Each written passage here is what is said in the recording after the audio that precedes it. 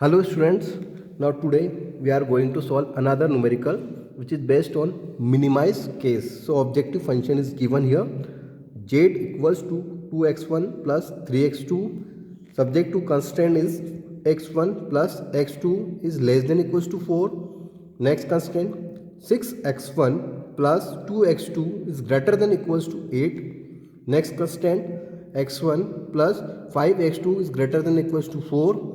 Next constraint x1 is less than equals to 3, and next constraint x2 is less than equals to 3, and x1 and x2 both are decision variable and it must be greater than equal to 0.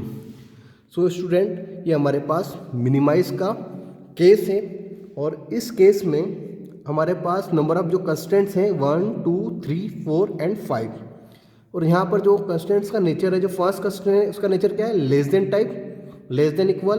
दूसरे constant का type क्या है, greater than equal. ये भी है आपका greater than equal, और जो इसके बाद ये जो है दिख रहा है ये लेस देन इक्वल, और ये भी क्या है, लेस देन इक्वल. तो आपके पास 5 कंस्टेंट्स हैं. तो हर बार की तरह जो हम प्रोसेस करते हैं तो इन इक्वालिटी को इक्वालिटी फॉर्म में हमको क्या करना होता है, कन्वर्ट करना होता है और उसको कोऑर्डिनेट्स डिसाइड करना होते हैं. अब सबसे फर्स्ट जो कंस्टेंट्स हैं वो क्या है, ये है आपका. अब हम सॉल्यूशन निकालते हैं इसका. तो पहले इनइक्वालिटी से equality form x1 plus x2 equals to 4. अब हर बार की तरह जो हम स्टेप करते हैं, क्या करते हैं, जो हमारी एक ट्रिक्स होती थी x1 और x2, इस तरह एक बार बताऊंगा, उसके बाद दूसरी स्टेप में हमको वही के वही रिपीट करना है. तो x1 मतलब एक बार 0 इधर रखा और एक बार 0 इधर रखा, मतलब हम x1 की वैल्यू अगर 0 रखते हैं तो x2 हमें कितना मिलेगा, 4 मिलेगा. और एक बार हम x2 की वैल्यू 0 रख देंगे तो x1 कितना मिलेगा, हमें 4 मिलेगा. मीन्स ये आपके जो कोऑर्डिनेट्स होंगे वो कितने हो जाएंगे, वो हो जाएंगे आपके 4 एंड 4. नाउ नेक्स्ट कंस्टेंट ये कौन सा है, 6x1 plus 2x2 is greater than equals to 8. तो आप इसको हम इस तरह लिख सकते हैं, इनइक्वालिटी से equality form 6x1 plus 2x2 equal to 8. अब इसको तो इजीली लिख सकते हैं. आपको अब जो हमने इस तरह जो टेक्निक करते आ रहे हैं अब यहाँ पर भी वही यूज़ करेंगे. तो मैं डायरेक्ट लिख देता हूँ. तो इसके जो कंस्टेंट्स होंगे, अगर मैं x1 0 रखता हूँ तो ये कितना हो जाएगा, x1 0 रखता हूँ तो x2 हो जाएगा 8/2. कितना हो जाएगा, 8/2. तो 8/2 कितना हुआ, ये तो हो गया 4. और जब मैं x2 0 रखता हूँ तो x1 कितना हो जाएगा, 8/6, मतलब ये हो जाएगा 4/3. ठीक है. अब नेक्स्ट कंस्टेंट्स क्या है, x1 plus 5x2 is greater than equals to 4. तो वापस से हम इसको लिख सकते हैं इनइक्वालिटी से इक्वालिटी में x1 plus 5x2 equals to 4. तो मैं इसको डायरेक्ट लिख देता हूँ. ये हो जाएगा आपका 4 और ये हो जाएगा आपका 4/5. तो ये आपको पता चलता है क्यों, क्योंकि जब हम पहले x1 को अगर 0 रखते हैं तो x2 कितना हो जाएगा, x2 हो जाएगा 4/5. और जब हम x2 को 0 रखते हैं तो x1 कितना हो जाएगा, x1 हो जाएगा 4. अब यहाँ पर जो नेक्स्ट कंस्टेंट क्या है, x1 is less than equals to 3.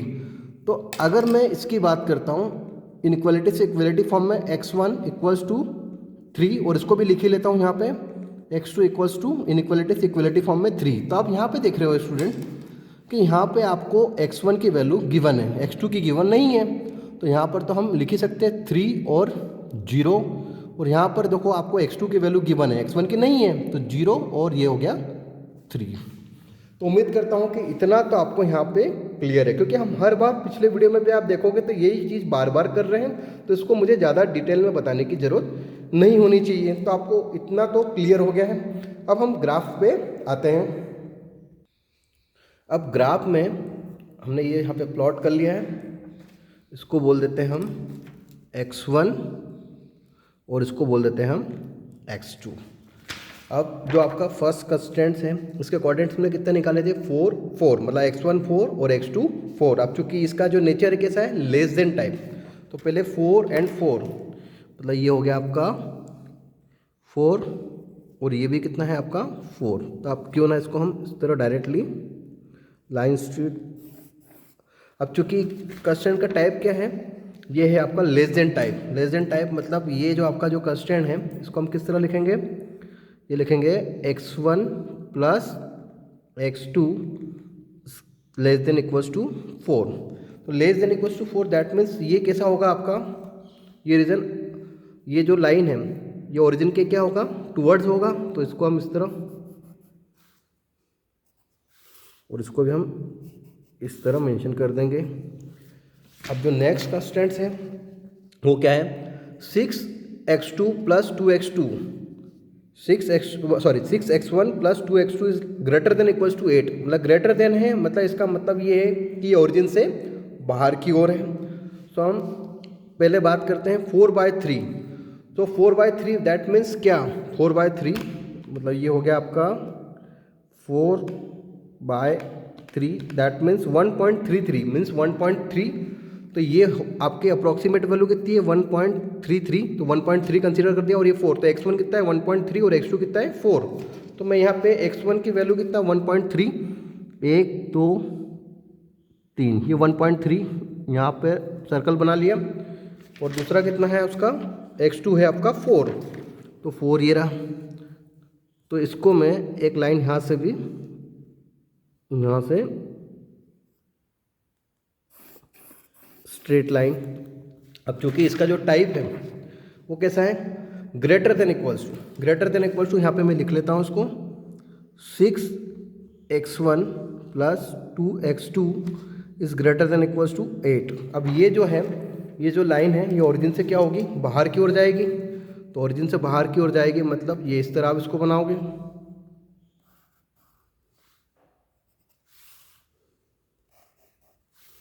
ये आपका ओरिजिन से बाहर की ओर। नाउ नेक्स्ट कंस्टेंट कितना है, x1 plus 5x2 is greater than equals to 4। तो यहाँ पर दिखाई दे रहा है कंस्टेंट कितना है 4 एंड 4/5।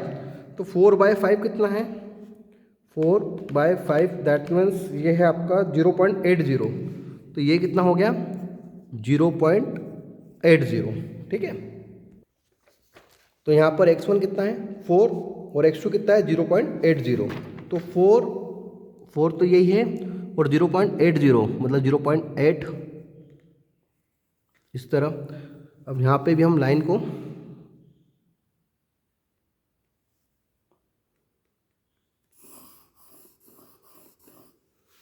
ठीक है स्टूडेंट। अब इसका जो नेचर है वो कैसा था, ये था आपका x1 plus 5x2 is greater than equals to 4। Greater than equals to 4 that means कि ये आपके ओरिजिन से क्या होगा, बाहर की ओर जाएगी, ठीक है। तो ओरिजिन से बाहर की ओर ये इस तरह, ठीक है। ओके स्टूडेंट्स, अब यहाँ पर हम देख रहे हैं कि जो नेक्स्ट क्वेश्चन जो हमारा क्या था, x1 is less than equals to 3। That means इसके जो कोऑर्डिनेट्स कितने हैं 3 और 0, मतलब x1 पर तो 3 है और x2 पर क्या है 0 है। तो यहाँ पर आप देख रहे हो कि जो आपका x1 है यहाँ पर तो कितना है 3 है और x2 पर तो कोई है ही नहीं, मतलब 0 है। तो हम यहाँ पर क्या करें 3 पे ही स्ट्रेट लाइन को ड्रॉ कर देंगे, ठीक है। अब देखते हो जैसे कि यहाँ पर जो आपका क्या है less than equal to, less than equal to मतलब ओरिजिन से अंदर की ओर। तो ये ओरिजिन से अंदर की ओर जा रहा है, तो ये ओरिजिन से अंदर की ओर। Now next constant x2 is less than equal to 3 that means 0 और 3, मतलब x1 पर 0 और x2 पर 3। तो x2 पर 3 मतलब ये हो गया 3। अब ये ओरिजिन से अंदर की ओर जाएगा, पहले इसको भी लिख देता हूँ, ये लिखना मैं भूल गया था। ये कितना है आपका x1 is less than equals to 3 और अभी मैंने बताया आपका ये वाला कि x2 is less than equal to 3 that means 0 और 3। तो x1 0 और x2 कितना है 3, तो x2 3 और x1 तो 0 है। तो यहाँ पे मैं अब चूंकि ये भी क्या है लेस देन टाइप है, तो मतलब ये ओरिजिन से अंदर की ओर। क्लियर है। तो देखिए स्टूडेंट्स, अब आपको यहाँ पे एक फिजिबल रीजन जो है आपको क्लियरली दिख रहा है कि आपको एक कॉमन रीजन दिख रहा है यहाँ पे, तो ये आपका कॉमन रीजन हो गया। एक पॉइंट ये, एक पॉइंट ये, एक पॉइंट ये और एक पॉइंट ये और ये, तो ये आपका क्या हो गया, कॉमन रीजन हो गया। तो इस कॉमन रीजन को आप, मैं अलग पेन से इसको यहाँ पे ड्रॉ कर देता हूँ। तो ये कॉमन रीजन एक ये हो गया और एक हो गया हमारा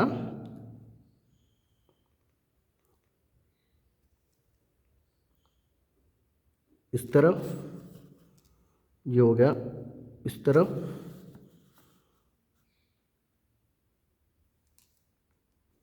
इस तरफ, और ये है आपका इस तरफ।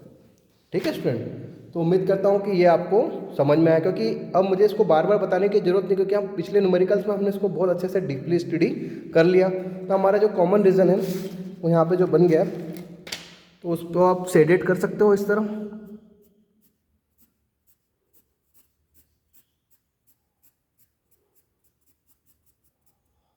यहाँ तक, तो आप यहाँ पे पॉइंट को मेंशन कर सकते हैं। यहाँ पे इसको मैंने बोल दिया ए पॉइंट, इसको मैंने बोल दिया बी पॉइंट, इसको बोल दिया मैंने सी पॉइंट, इसको बोल दिया डी पॉइंट और इसको बोल दिया मैंने ई पॉइंट।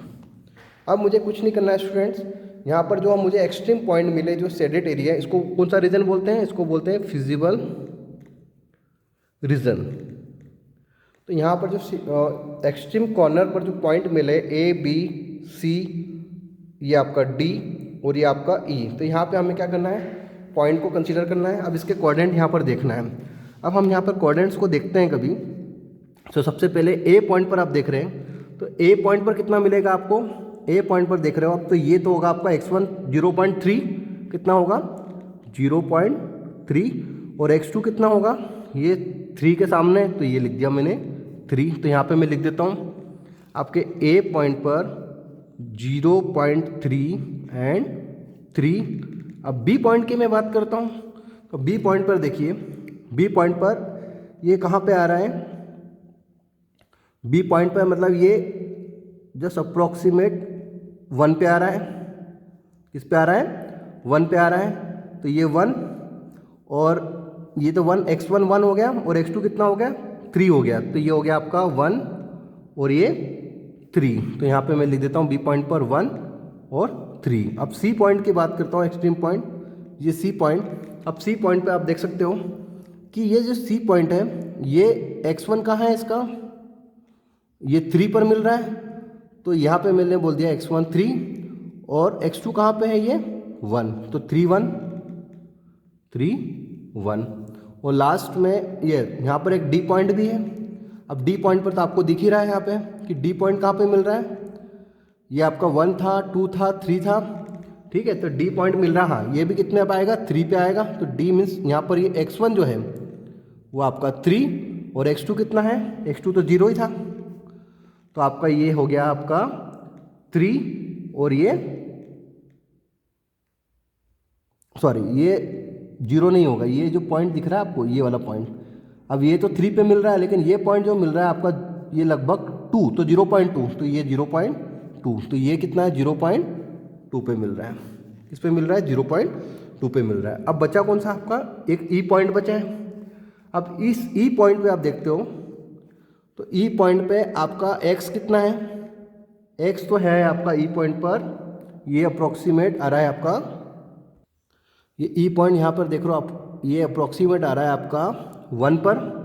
तो ये तो हो गया आपका ई पर कितना है, ये 1, तो 1 लिख लिया। ये हो गया आपका, यहाँ पे लिख देता हूँ मैं इसको 1x, और ये कितना हो जाएगा, ये लगभग अप्रोक्सीमेट 0.8, तो ये हो गया आपका 0.8। तो देखिए ये हो गया 0.8। तो हमने इसके हर एक पॉइंट पर ए बी सी डी और ई, हर एक एक्सट्रीम पॉइंट पर हमने कोऑर्डिनेट निकाल लिए, मतलब x1 और ये x2। अब हम अपने फाइनल सॉल्यूशन पे आ जाते हैं। अब हमें क्या करना है, मिनिमाइज़ करना है। तो हमारा ऑब्जेक्टिव फंक्शन क्या है, ऑब्जेक्टिव फंक्शन जो यहाँ पर है वो है 2x1 प्लस 3x2। अब हम क्या करेंगे, हर एक पॉइंट्स पर, जैसे कि पहले j की जो वैल्यू है हम पहले a के लिए करते हैं। a के लिए कितना होगा 0.3 और 3, तो मैं लिख देता हूँ 2 इंटू 0.3 प्लस 3 इंटू 3। अब मैं इसको कैलकुलेट करता हूँ तो ये वैल्यू हो गई हमारी 9.6। ठीक है, अब जेड बी के लिए करते हैं। तो बी के लिए कितना है 1 और 3, तो यहाँ पे लिख लेते हैं 2 इंटू 1 प्लस 3 इंटू 3, तो ये हो गया 2 1 जा 2 और 9, तो ये हो गया 10। नाउ नेक्स्ट ये पॉइंट के लिए भी हो गया। अब सी के लिए 3 और 1, तो सी के लिए कितना हो जाएगा 2 इंटू 3 प्लस 3 इंटू 1। ठीक है, तो यहाँ पे इसको कैलकुलेट करते हैं 2 3 जा 6 प्लस 3, तो ये हो गया 9। अब जे पॉइंट डी के लिए देखते हैं। तो डी के लिए कितना है, डी के लिए है आपका 3 और 0.3, तो इसको मैं लिख लेता हूँ 2.3 प्लस 3 इंटू 0.2, तो ये हो जाएगा हमारा 6.6, ये हो गया 6.6। अब जेड ई भी तो बचा है, ई के लिए कितना है 1 और 0.8, तो मैं लिख सकता हूँ 2 इंटू 1 प्लस 3 इंटू 0.8। अब मैं इसको कैलकुलेट करता हूँ तो ये आ गया 4.4, तो ये आ गया 4.4। तो स्टूडेंट अब यहाँ पे हमें जो मेन काम क्या करना है, जेड को मिनिमाइज़ करना है, मतलब आपको ओवरऑल कॉस्ट को क्या करना है, कम करना है। तो आप देख रहे हो कि यहाँ पर मिनिमम वैल्यू जो दिख रही है 9.6, 10, 9, 6.6 और 4.4, तो I think 4.4 is a minimum value for optimal solution. So आपका जेड ई पर जो कॉस्ट होगी वो सबसे कम मिलेगी, वो कितनी है 4.4, और यहाँ पर जो x1 और जो x2 की जो वैल्यू है, x1 की जो वैल्यू है यहाँ पर 1 है और x2 की वैल्यू जो है हमारे पास 0.8। तो इस तरह ये सॉल्यूशन हमारा कंप्लीट हो गया है। तो उम्मीद करता हूँ स्टूडेंट कि ये आपको न्यूमेरिकल अच्छे से क्लियर हो गया हो। अब ये जो ग्राफ मैंने बनाए, ये पिछली क्लास में जो न्यूमेरिकल मैंने वीडियो में मैंने अपलोड किए उसी के रिगार्डिंग है। अगर वो आपने अच्छे से देखे होंगे तो ये न्यूमेरिकल आपको और भी अच्छे से समझ में आ जाएगा, क्योंकि कंसेप्ट तो सेम ही है। बस फ़र्क क्या है कि इस बार मैंने थोड़ा सा डायरेक्ट किया, जैसे लास्ट टाइम मैंने हर एक स्टेप्स को पूरा किया था, लेकिन यहाँ पर मैंने कुछ स्टेप्स को क्या करा, एस्केप किया, क्योंकि हम उस स्टेप को बार बार करते आ रहे हैं। ठीक है, तो ये आपको ग्राफ भी क्लियर हो गया और उम्मीद करता हूँ कि ये न्यूमेरिकल भी आपको अच्छे से समझ में आ गया। So students, thank you very much.